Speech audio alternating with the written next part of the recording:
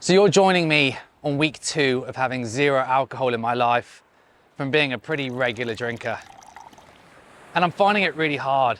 It's the rituals, the routine, the habits, they're all pointing to the fact that I was actually pretty addicted.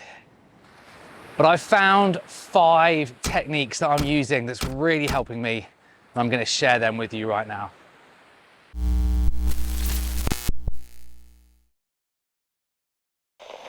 So the first one's pretty simple and it's really effective. It's one of the most effective, I'd say, is that I'm setting my alarm really early. I'm getting up before the household, before the kids, and I'm doing something. Whether that is moving, going out for some exercise, that's what I'm doing most of, but I have been doing some work as well. I'm not particularly a morning person, if I'm honest with you, but I am finding that this is stopping me reaching for the bottle in the evening the night before. This next one is less about the alcohol and more about the routine, the ritual. I always find myself in a bit of a habit of just opening the fridge, cracking a beer, and then watching the TV in the evenings. And all I've done is I've replaced it. I've replaced it with non-alcoholic beer. I've replaced it with sparkling water with lime in it. Or indeed, I've really been getting into my teas recently. I never thought I'd say that, but it's working. I'm convinced in my brain that it's okay.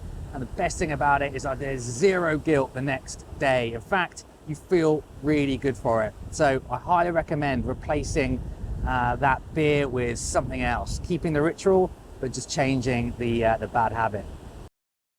So this next one is simple, but it's extremely powerful. I mentioned in the first video that I did that the motivation for doing this was because I had an interaction with my daughter.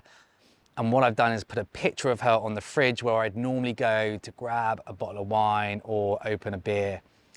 Of course, I don't have anything in the fridge, that would be silly, but my wife isn't doing it and she does like a drink occasionally. So this is just really giving me that extra bit of a motivation. In fact, I'd say this is the most powerful tool that I'm using so far to keep me on the straight and narrow.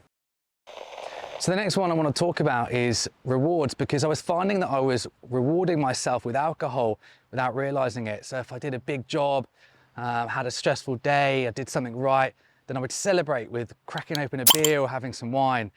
And so what I've started doing is replacing that. So instead of going for the fridge and getting wine, perhaps I go and grab some chocolate or a snack.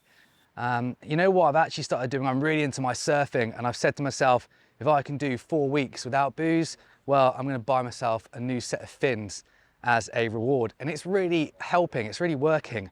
I'm not finding that I need that sort of gratification instantaneously because I feel like I'm working towards something. And then lastly, I think it's really important to be accountable. And the way in which I've done that is by telling everybody, telling my friends, my partner, my work colleagues, you name it. In fact, in this case, I'm telling the whole world by setting up a YouTube channel to record it. This obviously holds me accountable. It makes sure that I'm gonna stay the distance and not falter. It's really effective, so I highly recommend it. So there you go. I'm only 2 weeks in and I'm already finding it really difficult, but those 5 things are definitely making a difference. If you're thinking about joining along this journey, then please put in the descriptions below of any points that's helped you. Maybe that will give me an extra little nudge along the way. Like with always, please remember to like and subscribe. It really helps me grow, develop. And next week, I'm putting out a video about my fitness routine, how that's helping me in my journey. All right, until then, I'll see you again soon. Phew.